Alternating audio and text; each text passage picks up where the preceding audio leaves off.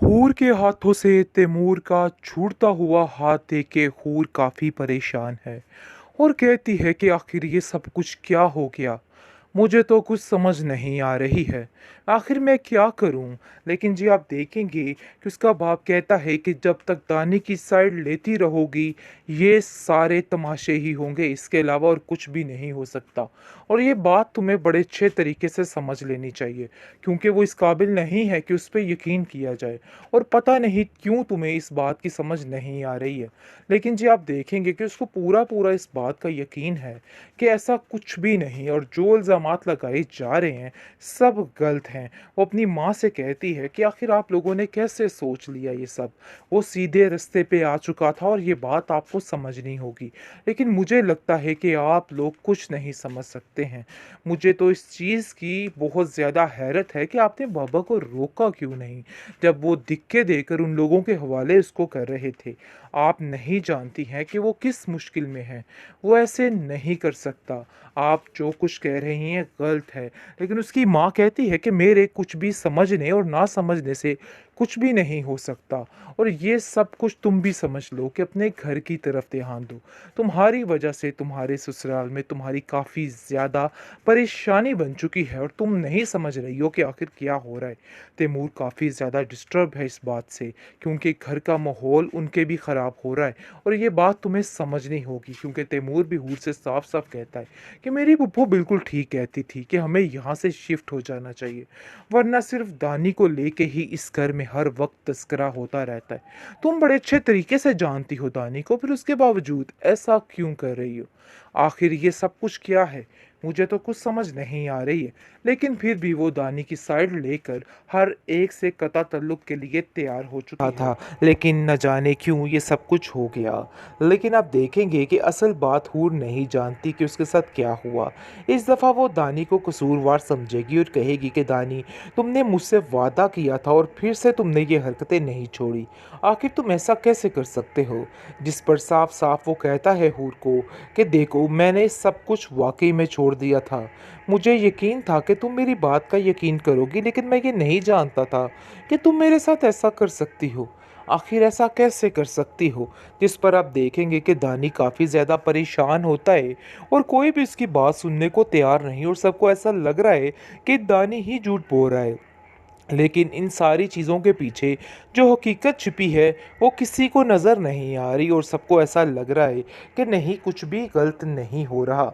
लेकिन जी आप देखेंगे कि उसकी माँ काफ़ी ज़्यादा रोती है और कहती है कि मुझे तो कुछ समझ नहीं आ रही कि आखिर मैं क्या करूँ, ये सारे मामलात को कैसे संभालूँ, आखिर ये सारा कुछ कैसे चलेगा।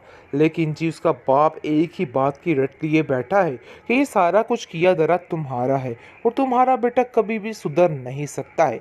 लेकिन इस दफ़ा दादी बोल पड़ेगी और कहेगी कि आप दोनों की इन हरकतों की वजह से बच्चों की ज़िंदगी तबाह कर दी आप लोगों ने। मैंने आज तक आप लोगों को रोकने की इतनी कोशिश की, लेकिन इसके बावजूद आप लोग नहीं रुके और अपनी ही मर्जियों से चलते रहे। लेकिन कब तक ये हरकतें करते रहेंगे। छोड़ दो, अभी भी सब कुछ तो ख़त्म हो चुका है। आखिर बाकी क्या रह गया है जिसकी वजह से आप लोग एक दूसरे की जान के दुश्मन बने हुए हैं। आप देखेंगे कि बहुत ज़्यादा परेशान है उसकी माँ, और अपने बेटे की हालत देख के चीखो पुकार कर रही है और रो रही है और कहती है कि आखिर ये मामला कैसे संभलेगा। मुझे तो खुद कुछ समझ नहीं आ रही, ऐसा कैसे हो सकता है। दानी कोई गलत काम नहीं कर सकता, यही हकीकत है। हकीकत तो यही है कि ये दुनिया हमें चैन से जीने नहीं देती।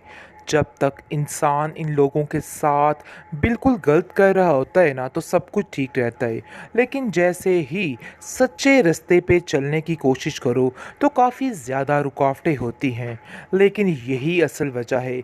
आप देखेंगे कि उसका बाप अभी भी दानी को गलत साबित कर रहा है और कहता है कि दानी की ही गलती है और उसी ने ही सब कुछ किया है। लेकिन अभी भी दानी इस चीज़ की गवाही दे रहा है और कह रहा है कि मैंने ऐसा कुछ भी नहीं किया। दानी की जान पे बन आई है। हूर जो कि हर दफ़ा से उसको बचाती रही है और उस पर अपनी जान तक निछावर करती रही है। आज उसका भाई इतने गहरे सदमे में है कि वो खुद सोच नहीं सकती कि आखिर उसके साथ क्या हो गया। उसको कुछ समझ नहीं आ रही। उसकी माँ कहती है कि देखो, आप लोग गलत समझ रहे हैं, दानी बिल्कुल सुधर चुका है और आपको ये बात माननी होगी। लेकिन कोई भी बात मानने को तैयार नहीं। हूर काफ़ी ज़्यादा रोती और साफ साफ अपने बाप से कह देती है कि आज तक जो कुछ भी हुआ आप दोनों की नाचाकियों की वजह से ही हुआ है। आप दोनों के इस रवैये ने हमारी ज़िंदगियां तबाह करके रख दी हैं। आप दोनों ने ही किसी चीज़ में कोई कसर बाकी नहीं छोड़ी है। जिस पर उसकी माँ कहती है कि देखो, ये सारा किया धरा तुम्हारे बाप का है। लेकिन तैमूर यहाँ पे समझाता है और कहता है कि बस ये तू मैं ही आपकी ज़िंदगी तबाह कर रही है और आप नहीं जानते कि दानी की ये सारी जो भी दारोमदार चल रहा है ना, सिर्फ और सिर्फ आप लोगों की वजह से ये सब कुछ हो रहा है। अगर वो ठीक होने की कोशिश कर रहा है तो ठीक ही होता, लेकिन मुझे नहीं लगता हूर कि वो कभी ठीक हो सकता है। और तुम भी अपने ख्याल से, अपने दिमाग से ये ख्याल निकाल दो कि वो कभी सुधरेगा, क्योंकि वो सुधरने वाली चीज़ नहीं है। जिस पर हूर कहती है कि मुझे अपने भाई पे पूरा यकीन है और यकीन है कि वो ज़रूर बदल जाएगा और बदल चुका है, जिसकी वजह से वो ये सब कुछ कर रहा था। लेकिन न जाने क्यों ये सब कुछ हो गया। लेकिन आप देखेंगे कि असल बात हूर नहीं जानती कि उसके साथ क्या हुआ। इस दफ़ा वो दानी को कसूरवार समझेगी और कहेगी कि दानी, तुमने मुझसे वादा किया था और फिर से तुमने ये हरकतें नहीं छोड़ी। आखिर तुम ऐसा कैसे कर सकते हो? जिस पर साफ साफ वो कहता है हूर को कि देखो, मैंने सब कुछ वाकई में छोड़ दिया था। मुझे यकीन था कि तुम मेरी बात का यकीन करोगी, लेकिन मैं ये नहीं जानता था कि तुम मेरे साथ ऐसा कर सकती हो। आखिर ऐसा कैसे कर सकती हो? जिस पर आप देखेंगे कि दानी काफ़ी ज़्यादा परेशान होता है और कोई भी इसकी बात सुनने को तैयार नहीं और सबको ऐसा लग रहा है कि दानी ही झूठ बोल रहा है। लेकिन इन सारी चीज़ों के पीछे जो हकीकत छिपी है वो किसी को नज़र नहीं आ रही और सबको ऐसा लग रहा है कि नहीं, कुछ भी गलत नहीं हो रहा।